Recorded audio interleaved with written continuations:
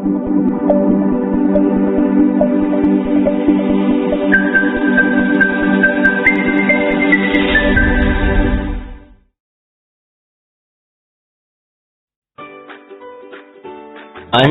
telah dilantik sebagai pengerusi jawatan kuasa spesifikasi bagi perolehan bas jabatan. Apa yang perlu anda lakukan? Pada peringkat ini, anda telah mempunyai gambaran umum tentang bentuk dan model bas jabatan yang ingin dibeli. Walau bagaimanapun, adalah penting segala maklumat tersebut diterjemah dalam bentuk dokumen bertulis yang dikenali sebagai spesifikasi. Arahan Perbendaharaan 174.1 menjelaskan apabila sesuatu tender tersebut harga hendak dipelawar, spesifikasi hendaklah jelas supaya petender mendapat gambaran sebenar mengenai kehendak kerajaan. Pekeliling Kerajaan PK 2.1/1-6 menjelaskan ketua agensi atau jabatan hendaklah melantik jawatan kuasa spesifikasi bagi menyediakan spesifikasi umum khusus teknikal bagi setiap perolehan yang hendak dibuat. Ahli jawatan kuasa spesifikasi hendaklah terdiri daripada sekurang-kurangnya 3 orang pegawai yang mahir dan berkelayakan dalam bidang yang berkaitan dengan perolehan yang hendak dilaksanakan.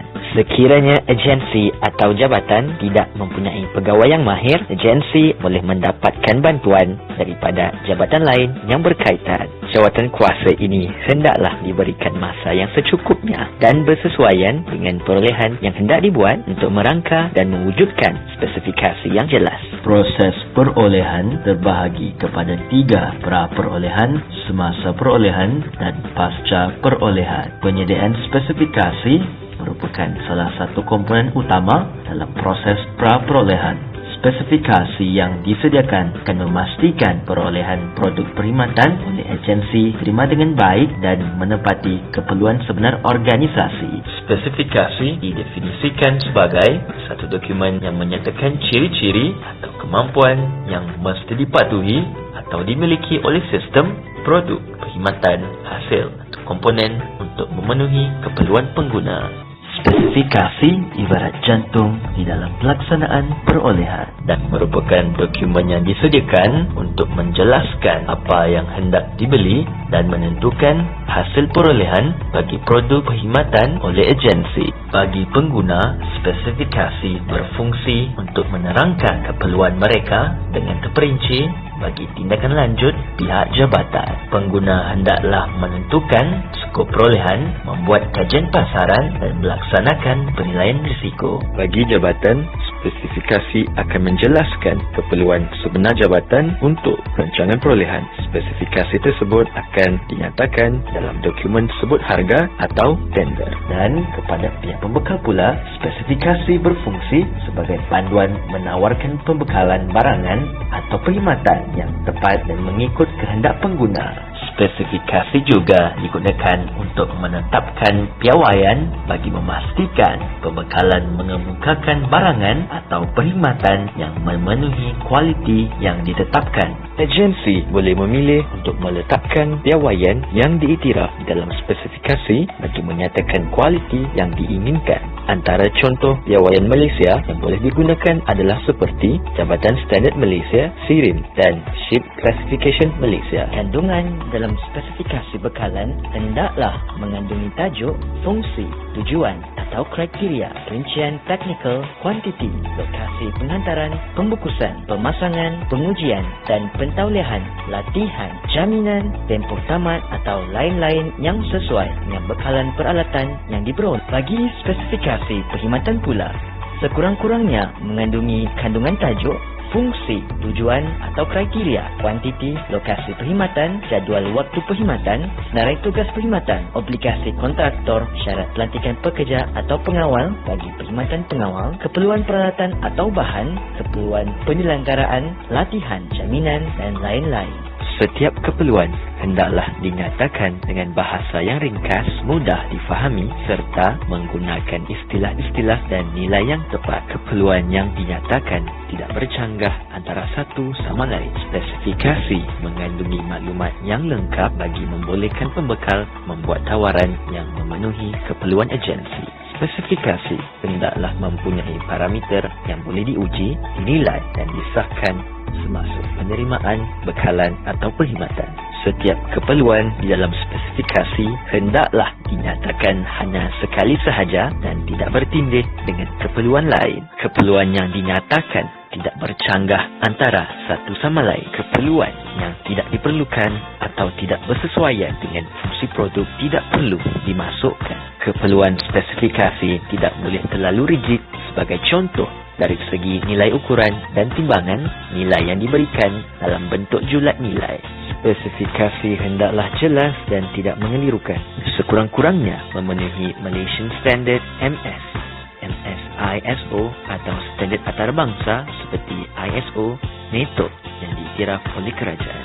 Spesifikasi adalah realistik dan boleh dicapai. Spesifikasi yang disediakan hendaklah bersifat tersendiri, tidak bergantung pada keperluan lain. Spesifikasi ini merangkumi ciri-ciri fungsi, prestasi dan teknikal dan dinyatakan dengan lengkap dan jelas.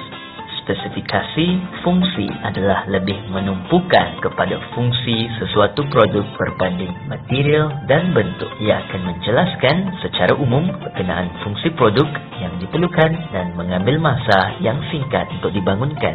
Semasa mengkaji spesifikasi, pegawai perolehan hendaklah memastikan tujuan perolehan dinyatakan dengan jelas supaya dipahami oleh pembekal. Sebagai contoh, jenis kenderaan yang boleh membawa 40 penumpang untuk kegunaan jabatan menghantar pegawai yang terlibat dengan sesi Jera Yawara Roadshow seluruh Malaysia. Spesifikasi jenis prestasi pula menyatakan apa yang ingin dicapai berbanding menyatakan keperluan bagaimana ia perlu dilaksanakan. Amalan terbaik adalah menyatakan minimum atau maksimum prestasi yang ingin dicapai. Bagi memastikan jaminan kualiti, agensi boleh menggunakan rujukan kepada Malaysia Standard atau standard antarabangsa lain yang diiktiraf yang berkaitan. Sebagai contoh kenderaan yang boleh membawa 40 penumpang untuk kegunaan jabatan dan sesi Jera Yawara Roadshow seluruh Malaysia, kenderaan perlu mampu tahan penggunaan sehingga 10,000 km sebulan dan mempunyai sistem penyaman udara sesuai dengan iklim di Malaysia dan mempunyai ruang penyimpanan barang untuk setiap penumpang. Spesifikasi jenis teknikal pula menjelaskan dengan lebih terperinci tentang produk yang dikehendaki. Agensi perlu memastikan spesifikasi tersebut tidak menjurus kepada produk tertentu atau jenama tertentu. Sekiranya tidak dapat dielakkan, ungkapan perkataan atau persamaan atau setara hendaklah digunakan. Jika bersesuaian, adalah baik disertakan bersama julat ukuran seperti minimum atau maksimum yang boleh diterima dari segi berat, ketebalan, isi padu dan sebagainya. Ciri-ciri lain yang boleh diambil kira dalam penyediaan spesifikasi adalah seperti warna, saiz, bentuk, kualiti, pembungkusan, nisbah kandungan dan butir-butir lain yang berkaitan. Sebagai contoh, perolehan jenis pengangkutan yang boleh membawa beberapa orang pelajar dari sekolah ke rumah dengan spesifikasi berikut. Berat dengan muatan 1,500 kg hingga 1,600 kg. Panjang bas di antara 10,000 mm hingga 11,000 mm. Kapasiti tangki minyak tidak kurang daripada 300 liter.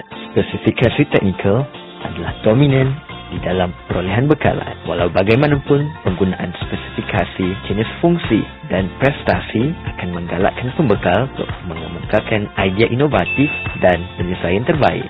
Pada masa yang sama, penekanan akan diberikan kepada hasil produk tersebut berbanding input.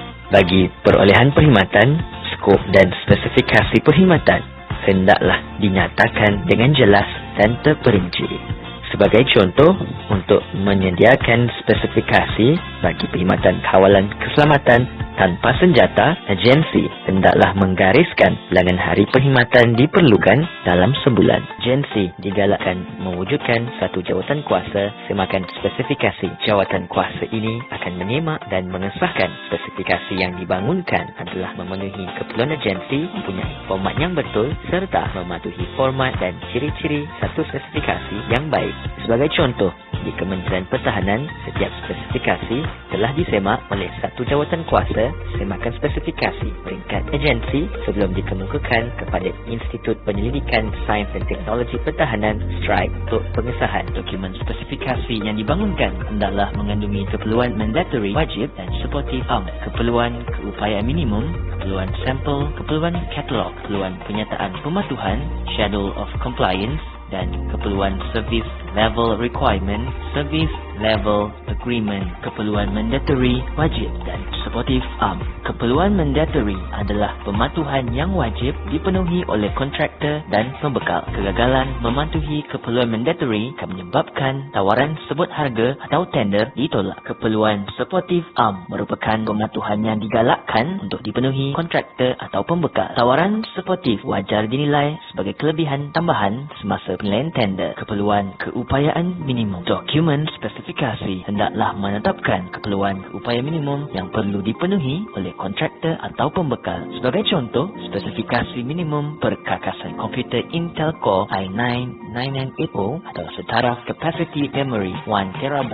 dan lain-lain. Keperluan sampel. Keperluan untuk pihak kontraktor atau pembekal mengemukakan sampel produk. Keperluan ini boleh diletakkan sebagai keperluan wajib atau keperluan alternatif atau pelengkap supportive takluk kepada kritikaliti peralatan atau produk yang diperoleh. Pihak penguji atau pengesah yang boleh digunakan oleh agensi adalah STRIKE, Jabatan Kimia Malaysia atau lain-lain. Keperluan katalog. Katalog yang dikemukakan merupakan bukti tawaran oleh syarikat bagi memastikan produk atau perkhidmatan yang ditawarkan memenuhi keperluan jabatan. Pada kebiasaannya, katalog dimasukkan dalam dokumen kontrak. Keperluan Service Level Requirement SLR atau Service Level Agreement SLA. SLR adalah pernyataan mengenai perkhidmatan yang diperlukan oleh pengguna. Daripada SLR, penyedia kontraktor, pembekal atau perkhidmatan akan menyediakan pernyataan perjanjian tahap perkhidmatan yang dipersetujui bersama berdasarkan kepada keperluan agensi.